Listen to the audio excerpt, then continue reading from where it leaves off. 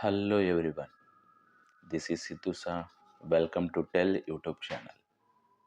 Monday to Saturday vocabulary మనం నేర్చుకుంటూ ఉంటాం. సండే గ్రామర్ నేర్చుకుందాం. ఈ పార్ట్లో మనం already last Sunday present tense గురించి, simple present tense, present continuous గురించి తెలుసుకున్నాం. ఈరోజు సండే ప్రెజెంట్ పర్ఫెక్ట్ టెన్స్ అంటే ఏంటి, అది ఎన్ని రకాలుగా ఎన్ని సందర్భాల్లో యూజ్ చేయొచ్చు అనేది చాలా క్లియర్గా తెలుసుకోబోతున్నాం. So let's get into our class.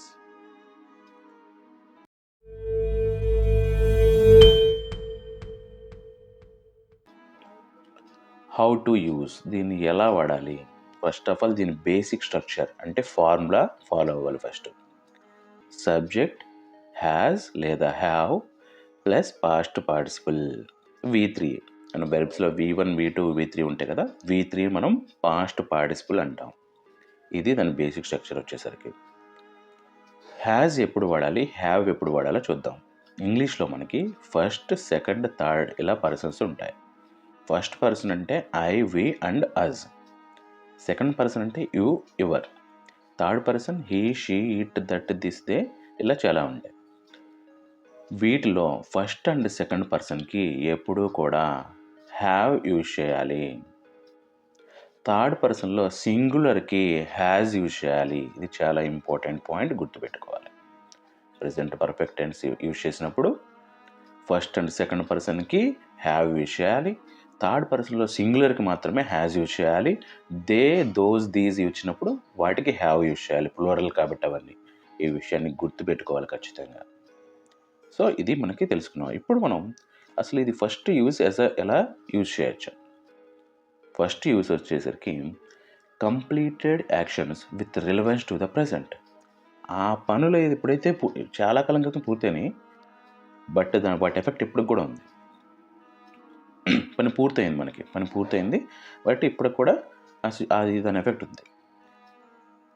ఇప్పుడు చూడండి, when the exact time of action is not important but its effect on the present is we use the present perfect tense.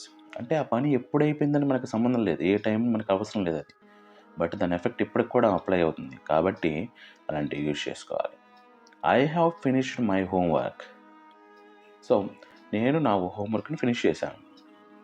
So homework finish చేసిన గతంలో అయిపోయింది, but అది ఇప్పటికి కూడా use అవుతుంది కదా. ఇలాంటి సందర్భం వచ్చినప్పుడు ఈ ప్రెజెంట్ పర్ఫెక్ట్ టెన్స్ని యూజ్ చేసుకోవాలి. యూజ్ టూకి వెళ్దాం. Actions that started in the past and continue in to the present. గతంలో ఇప్పుడో స్టార్ట్ అవుతాయి, ఇప్పటికి కూడా కంటిన్యూ అవుతూనే ఉంటాయి ఆ పనులు. This form is often used with for or since to indicate duration. ఇలాంటి చెప్పినప్పుడు మనం ఫర్ కానీ సిన్స్ కానీ యూజ్ చేస్తాం. ఎంతకాలము అని చెప్పినప్పుడు ఫర్ యూజ్ చేయాలి. కరెక్ట్ ఇయర్ కానీ టైం కానీ మెన్షన్ చేసినప్పుడు సిన్స్ యూజ్ చేయాలి. అందుకని ఫర్ని పీరియడ్ ఆఫ్ టైం అంటారు, సిన్స్ని పాయింట్ ఆఫ్ టైం అంటారు. Example sentence, she has lived in New York for 5 years. అంటే 5 yearsగా కూడా తను న్యూయార్క్లోనే ఉంటుంది. షీ హ్యాజ్, చూడండి షీ పక్కన హ్యాజ్ వచ్చింది. సో అలాంటి అబ్జర్వ్ చేసుకోవాలి అనమాట. Lived in New York for 5 years, 5 సంవత్సరాలుగా. అదే మనం తను ఎప్పటి నుంచి ఉందో ఆ ఇయర్ మెన్షన్ చేసి ఉన్నట్లయితే అక్కడ సిన్స్ యూజ్ చేయాల్సి వస్తుంది. ఫర్ ఎగ్జాంపుల్ 2000 నుంచి ఉందనుకోండి, సిన్స్ 2000 ఇలా మనం చెప్తాం అనమాట. Use 3 recent actions. ఇప్పుడే ఫినిష్ అయినాయి, జస్ట్ ఇప్పుడే. ఇందులో ఎక్కువసార్లు జస్ట్ అనే వర్డ్ వస్తుంది. So I have just eaten dinner. ఇప్పుడే నేను డిన్నర్ తిన్నాను. I have just gone they. నేను ఇప్పుడే అక్కడికి వెళ్ళాను, ఇలా అనమాట. ఇలా జస్ట్ ఎక్కువ రీసెంట్ యాక్షన్ పూర్తయినప్పుడు ఈ ప్రెజెంట్ పర్ఫెక్ట్ టెన్స్ని మనం యూజ్ చేసుకోవచ్చు. Use 4 experiences. లైఫ్లో మనం సాధించిన అనుభవాలు కానీ లేదా మనం సాధించిన పనులు ఏమైనా ఉంటే వాటి గురించి చెప్పడానికి చెప్పుకోవచ్చు అనమాట. I have visited Paris. నేను ప్యారిస్ని చూశాను. అది ఎప్పుడు చూశానో తెలియదు, నాకు కూడా గుర్తులేదు, బట్ చూశాననే విషయం గుర్తుంది. అలా ఐ హ్యావ్ విజిటెడ్ ప్యారిస్. ఒకవేళ మనకి ఎప్పుడు చూశాను అనేది క్లారిటీ కనుక ఉంటే, ఆ టైము ఆ ఇయర్ కనుక ఉంటే ప్రెజెంట్ పర్ఫెక్ట్ టెన్స్ యూజ్ చేయకూడదు. యూజ్ 5 అన్స్పెసిఫైడ్ టైం, అది మనకి టైం అనేది తెలియదు. When the exact time of the action is unknown, indefinite or irrelevant. For example, he has already seen the movie. అంటే వాడు ఆల్రెడీ మూవీ చూశాడు, బట్ ఎప్పుడు చూశాడు అనేది మనకు తెలియదు, ఆ టైంతో మనకు సంబంధం లేదు. సో అది వాడు మూవీ చూడటం అయితే జరిగింది. ఇలా అనమాట. టైంతో సంబంధం లేనప్పుడు, టైంని మెన్షన్ చేయాల్సిన అవసరం లేనప్పుడు ప్రెజెంట్ పర్ఫెక్ట్ టెన్స్ని యూజ్ చేసుకోవాలి. టైం అంటే అది ఇయర్ అవ్వచ్చు, వీక్ అవ్వచ్చు, మంత్ అవ్వచ్చు, ఇలాంటి మెన్షన్ చేయాల్సిన అవసరం లేనప్పుడు మాత్రమే ప్రెజెంట్ పర్ఫెక్ట్ టెన్స్ యూజ్ చేయాలి. టైంని యూజ్ చేయాల్సినప్పుడు ఏం యూజ్ చేయాలో అది వచ్చినప్పుడు చెప్తాను మీకు. Use 6 with ever and never to talk about experiences throughout a person's life. అంటే లైఫ్లో ఏదైనా చేసినప్పుడు, ఎగ్జాంపుల్ చూడండి, have you ever been to Japan? ఎప్పుడైనా జపాన్కి వెళ్ళొచ్చావా? సో ఇలాంటివి అన్నమాట. ఇవన్నీ లైఫ్లో ఉన్న ఎక్స్పీరియన్సెస్, ఇలాంటివి మనకి థాట్స్, పర్సన్స్ లైఫ్ అంటే గతంలో ఎప్పుడైనా ఉన్నా కానీ ఇలాంటివి వాడతాం అనమాట. ఎప్పుడైనా సరే ఈ టెన్స్లో క్వశ్చనింగ్ అడగాలంటే, ప్రెజెంట్ పర్ఫెక్ట్ టెన్స్లో క్వశ్చన్ అడగాలంటే హ్యావ్ ముందుంటుంది, గుర్తుపెట్టుకోండి. క్వశ్చన్ అడగాలంటే హ్యావ్ అనేది ముందుంటుంది, ఫస్ట్ వస్తుంది అనమాట. ఇప్పుడు ఇదే క్వశ్చన్ ఉంది చూసారు కదా అక్కడ U6లో, అది. With at and already. At అంటే ఇంకా అనే మీనింగ్ వస్తుంది, ఆల్రెడీ అంటే చేసేసాం, అయిపోయింది, అది మీకు అందరికీ తెలుసు.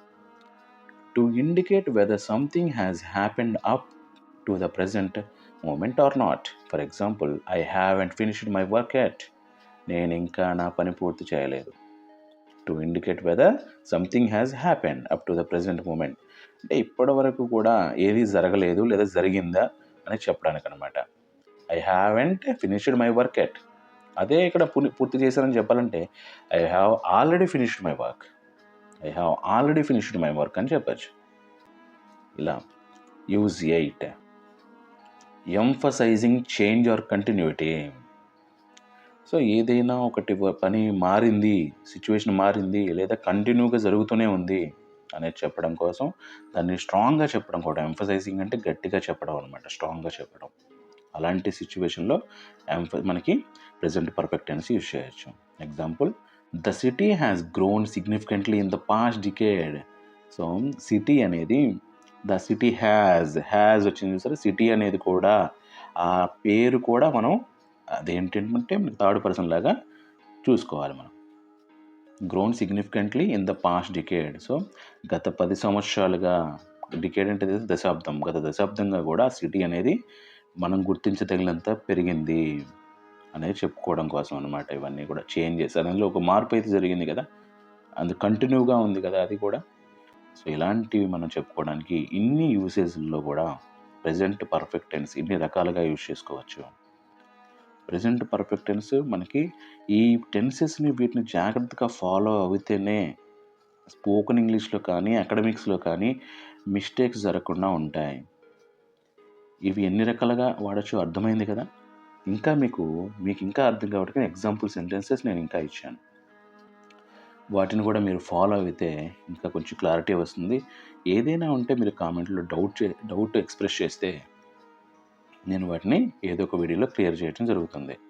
So this is for today. Signing off. Bye. Meet you tomorrow as usual with vocabulary.